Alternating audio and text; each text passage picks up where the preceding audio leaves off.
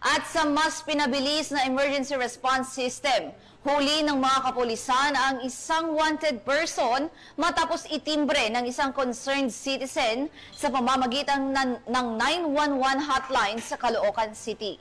Ibabalita yan ni Patrolwoman Glazel Ann Esperanza. Minuto, matagumpay na naaresto ng Northern Police District ang #1 most wanted person sa kasong murder sa antas ng rehiyon, distrito at #2 sa estasyon. Naaresto ang suspect sa kabaan ng Tanigi Street, Barangay 14, Caloocan City sa isinagawang joint operation ng District Special Operation Unit, Substation 4 ng Caloocan City Police Station at Waran and Sapina Section, Regional Intelligence Unit NCR at Police Station 4 ng Novaliches QCPD. Nagugat ang isinagawang operasyon mula sa ulat ng isang concerned citizen na nakapansin sa isang lalaking kahawig ng inilarawang wanted person habang nagpapalinis ng sasakyan sa isang car wash sa nasabing lugar. Agad itong iniulat sa 911 upang maipagbigay alam sa mga otoridad ang kanyang obserbasyon.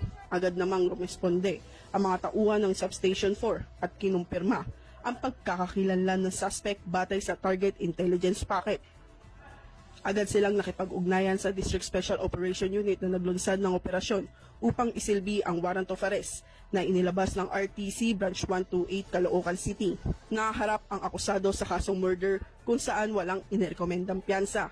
Siya ay kasalukuyang nakakulong sa NPD Custodial Facility Unit habang inihahanda na ang pagbabalik ng warrant sa pinanggalingang korte.